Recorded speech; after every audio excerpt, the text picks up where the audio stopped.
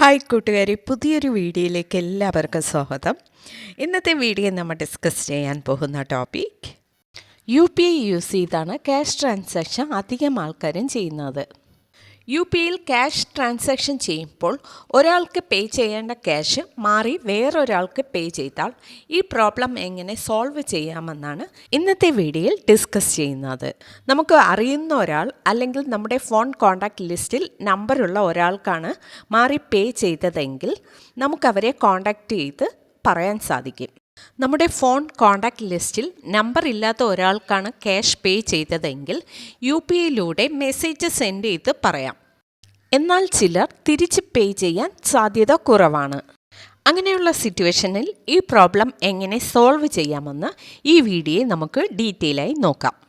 Okay, വീഡിയോയിൽ പോകുന്നതിന് മുൻപായി വീഡിയോ കാണുന്നവർ വീഡിയോ ലൈക്ക് ചെയ്യുക. കൂടാതെ നമ്മുടെ ചാനൽ ഫസ്റ്റ് ടൈം വിസിറ്റ് ചെയ്യുന്നവരാണെങ്കിൽ ചാനൽ സബ്സ്ക്രൈബ് ചെയ്ത് തൊട്ടടുത്ത് കാണുന്ന ബെൽ ബട്ടൺ പ്രസ് ചെയ്ത് ആൾ കൊടുക്കുക. ഓക്കെ, ഇനി നമുക്ക് വീഡിയോയിലേക്ക് കിടക്കാം. ഇതിനായി ഫസ്റ്റ് ഗൂഗിൾ ക്രോം ഓപ്പൺ ചെയ്യാം. UPI യൂസ് ചെയ്ത് ഈ പ്രോബ്ലം സോൾവ് ചെയ്യാൻ സാധിക്കില്ല. നെക്സ്റ്റ് ഈ കാണുന്ന സെർച്ച് ബാറിൽ NPCI എന്ന് ടൈപ്പ് ചെയ്ത് സെർച്ച് ചെയ്യുക. NPCI എന്നാൽ national payment corporation of India. ഈ പേജിൽ കാണുന്ന ഫസ്റ്റ് ലിങ്ക് ക്ലിക്ക് ചെയ്യുക. ഈ പേജ് ഒന്ന് സ്ക്രോൾ ചെയ്യുക. ഇപ്പോൾ UPI എന്ന് കാണാൻ സാധിക്കും. ഇത് ക്ലിക്ക് ചെയ്യുക. ഇപ്പോൾ നെക്സ്റ്റ് പേജ് ഓപ്പൺ ആയിട്ടുണ്ട്. ഈ പേജിൽ UPI എന്നൊരു ബോക്സ് കാണാം. അതിലൊരു പ്ലസ് സിമ്പൽ കാണാം. അവിടെ ക്ലിക്ക് ചെയ്യുക. അടുത്തതായി ഇവിടെ ഡിസ്പ്യൂട്ട് റീഡ്രസൽ മെക്കാനിസം എന്നൊരു ഓപ്ഷൻ കാണാൻ സാധിക്കും. അത് ക്ലിക്ക് ചെയ്യുക. ഇപ്പോൾ നെക്സ്റ്റ് പേജ് ഓപ്പൺ ആയിട്ടുണ്ട്. ഈ പേജ് ഒന്ന് സ്ക്രോൾ ചെയ്യുക. ഇവിടെ കംപ്ലൈൻറ്റ് എന്നൊരു ഓപ്ഷന് താഴെയായി ട്രാൻസാക്ഷൻ, നോൺ ട്രാൻസാക്ഷൻ രണ്ട് ഓപ്ഷൻ കാണാൻ സാധിക്കും. ഇതിൽ നമുക്ക് ട്രാൻസാക്ഷൻ ഓപ്ഷൻ ക്ലിക്ക് ചെയ്യാം. ട്രാൻസാക്ഷൻ ഓപ്ഷൻ ക്ലിക്ക് ചെയ്യുമ്പോൾ ഇവിടെ കുറേ ഓപ്ഷൻസ് കാണാൻ സാധിക്കും. ഇതെല്ലാം നമ്മൾ ഫിൽ ചെയ്യേണ്ടതാണ്.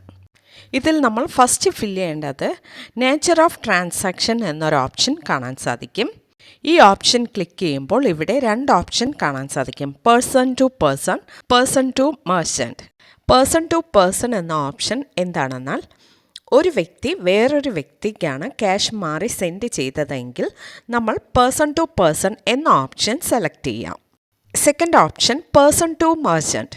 ഒരു വ്യക്തി ഏതെങ്കിലും മെർച്ചൻ്റ് ഷോപ്പ് അക്കൗണ്ടിലേക്ക് ക്യാഷ് മാറി സെൻഡ് ചെയ്തിട്ടുണ്ടെങ്കിൽ ഈ ഓപ്ഷൻ സെലക്ട് ചെയ്യാം. നിങ്ങൾക്ക് ഇതിൽ ഏത് ഓപ്ഷനാണ് സെലക്ട് ചെയ്യേണ്ടതെന്ന് നോക്കി സെലക്ട് ചെയ്യുക. ഇനി നമുക്ക് നെക്സ്റ്റ് ഓപ്ഷൻ നോക്കാം. Next option select issue type. ഈ ഓപ്ഷൻ ക്ലിക്ക് ചെയ്യുമ്പോൾ നമുക്ക് കുറേ ഓപ്ഷൻസ് കാണാൻ സാധിക്കും. ഇതിൽ നമുക്ക് incorrectly transferred to another person account എന്ന ഓപ്ഷൻ സെലക്ട് ചെയ്യാം. Next option comment. ഇവിടെ നിങ്ങളുടെ ഇഷ്യൂവിനെ കുറിച്ച് ഒരു സ്മോൾ എക്സ്പ്ലനേഷൻ കൊടുക്കുക. Next option transaction ID. ഇവിടെ നിങ്ങളുടെ UPI ID നമ്പറാണ് കൊടുക്കാനുള്ളത്. Next select bank name. ഇവിടെ നിങ്ങളുടെ ബാങ്ക് നെയിമാണ് സെലക്ട് ചെയ്യാനുള്ളത്. നെക്സ്റ്റ് നിങ്ങൾ എത്ര എമൗണ്ടാണ് മാറി പേ ചെയ്തത് ആ എമൗണ്ട് ഇവിടെ എൻ്റർ ചെയ്യുക. അടുത്ത ഓപ്ഷൻ ട്രാൻസാക്ഷൻ ഡേറ്റ്.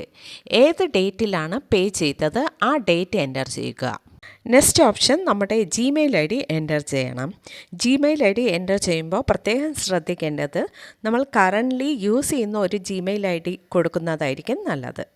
ഈ ഓപ്ഷൻസ് എല്ലാം ഫിൽ ചെയ്തതിന് ശേഷം താഴെ കാണുന്ന സബ്മിറ്റ് ഓപ്ഷൻ ക്ലിക്ക് ചെയ്യുക.